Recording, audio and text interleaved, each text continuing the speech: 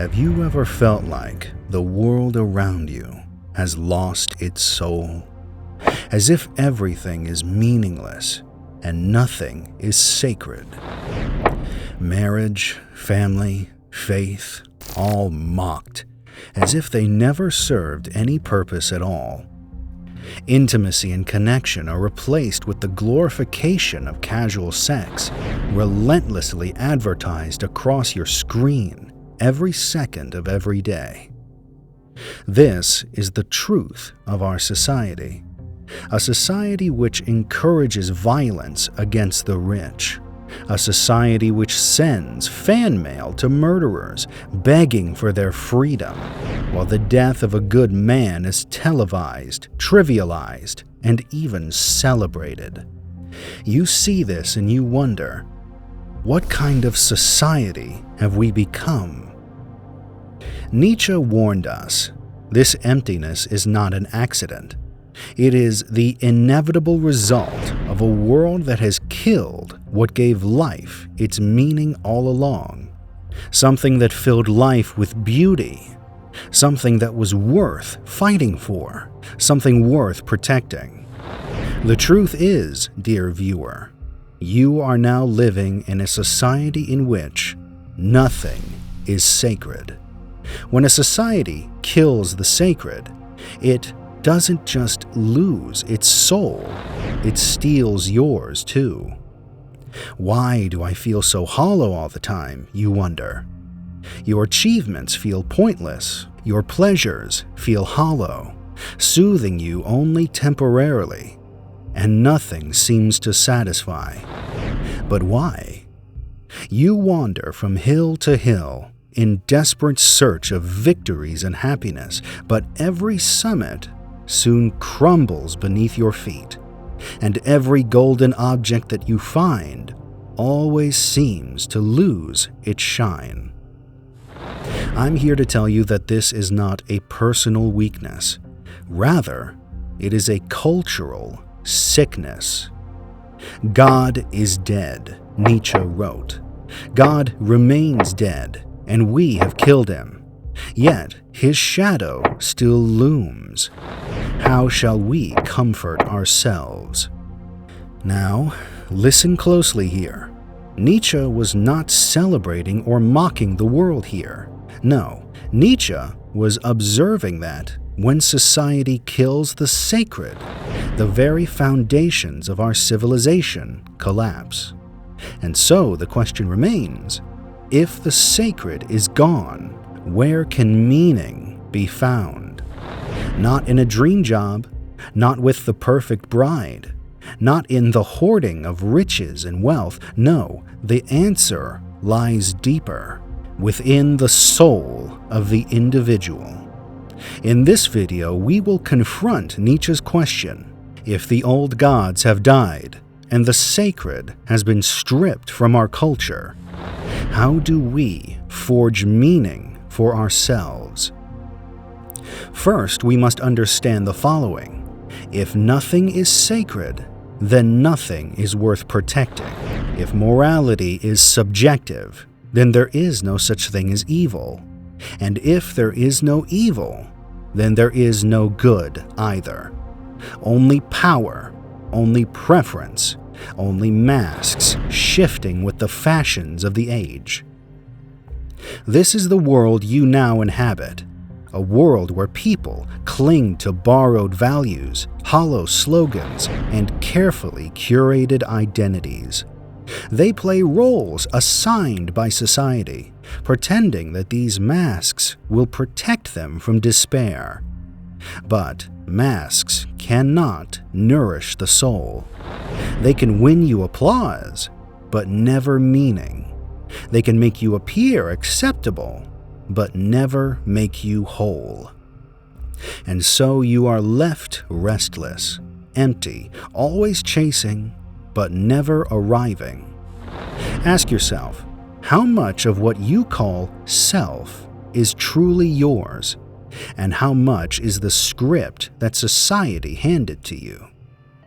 Nietzsche's challenge is this: to strip away the illusions, to face the void directly, and to begin the dangerous work of creating meaning for yourself. First, we must face the consequences of tearing down the sacred. What was once repressed now rises unchecked. When a culture mocks virtue, vice takes its throne. When goodness is trivialized, resentment becomes the new morality. Nietzsche once warned, "Distrust all in whom the impulse to punish is powerful," because beneath that impulse often lies resentment, not a love for justice, but a hatred of life itself. And what is resentment if not the poison of those who cannot create? It is the desire to drag others down instead of lifting oneself up. It is the hunger to see others suffer because one has forgotten how to live. But here's the truth: what society hides does not disappear. It festers, it waits, and it returns in ways we do not expect. You see it in the celebration of cruelty. You see it in the envy that masquerades as justice. You see it in the endless chase for pleasure, masking the deeper hunger for meaning. Nietzsche called this the will to power, the raw force that shapes all human life. When the sacred dies, the will to power does not disappear. It disguises itself in politics, in entertainment, in the marketplace of ideas. And it leaves you asking, am I the one in control of my desires, or have they been written for me by a broken society? Here is the danger. When you refuse to face this darkness, you do not escape it. You become ruled by it. Look around, and you will see how this darkness takes form. A man fails to find meaning in his life, so he tears down anyone who dares to succeed. A woman betrayed by love declares that love itself is a lie. A generation raised in cynicism mocks every ideal while secretly aching to believe in something again. Nietzsche warned us, he who fights with monsters should look to it that he himself does not become a monster. Resentment always promises justice, but in truth, it only multiplies cruelty. The more you stare into the abyss of hatred, the more that abyss stares back into you. And in time, you begin to resemble the very thing you sought to destroy.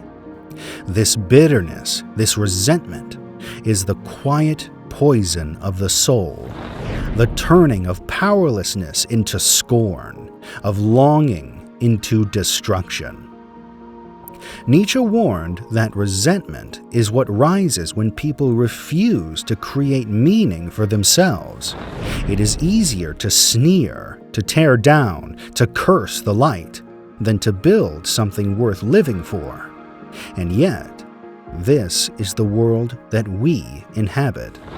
A world where resentment is applauded, where envy is celebrated as justice, and where despair disguises itself as wisdom. But here's the challenge Nietzsche sets before you. Do not let resentment become your philosophy. Do not let bitterness write the story of your life, because resentment will never build. It can only destroy. If resentment destroys, then what creates? Nietzsche believed that when the sacred dies, we are left with a terrible burden and an even greater responsibility. The burden is this: we can no longer borrow meaning from the world around us.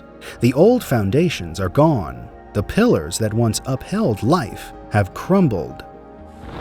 But within that collapse lies the possibility to create meaning for oneself, to take up the pen and become the author of your own destiny. This is what Nietzsche pointed toward when he spoke of the Übermensch, not a tyrant, not a monster, but one who has the courage to face the abyss without flinching and to forge new values where the old ones have failed. It is not an easy path. Most would rather cling to their masks, their borrowed scripts, their shallow comforts. But for the few who dare, life begins to take on a new clarity. The world may be dark, dear viewer, but the one who creates carries their own light into it. And so I ask you, will you collapse under the weight of a meaningless culture? Or will you rise and become the author of your own life? But if you are to create meaning for yourself, you must also protect what is sacred within you. And here we arrive at the truth our culture has forgotten. Purity is not about tally marks on a moral scoreboard. It is not about appearing righteous in the eyes of others. Purity is about guarding your soul from poison.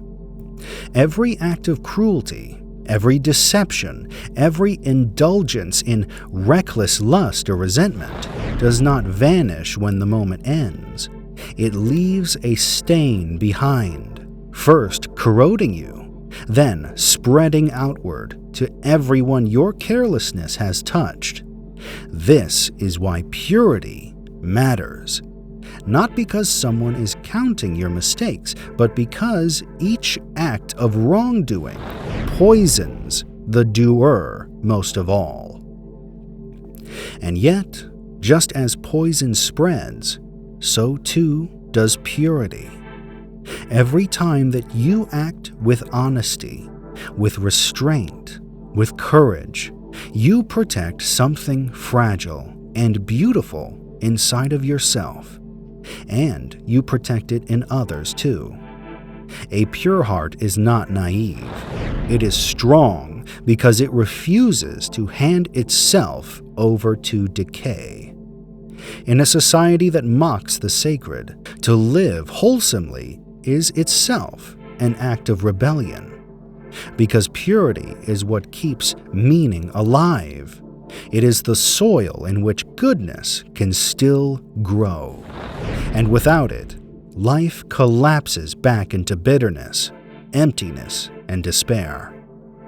But if you want to protect what is pure, you must also learn to reject what is tainted.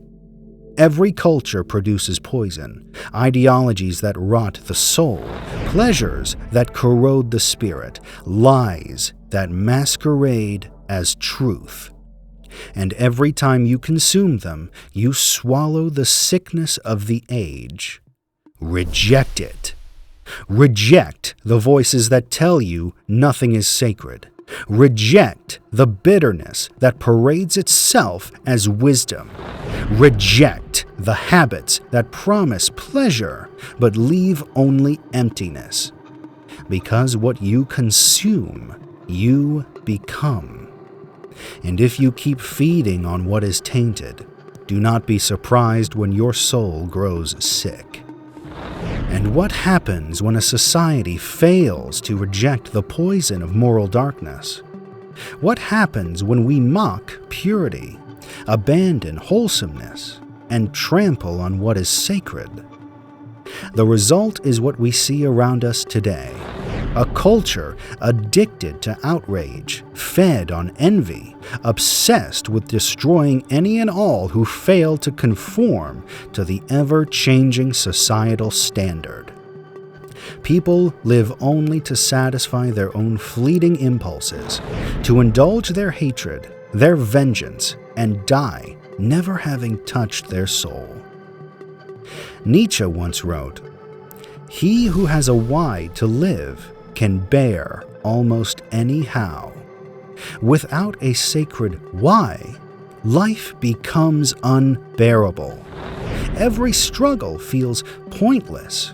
Every joy evaporates too quickly. But when even a single why survives, a single purpose, a single virtue worthy of praise, then no amount of hardship can extinguish your flame.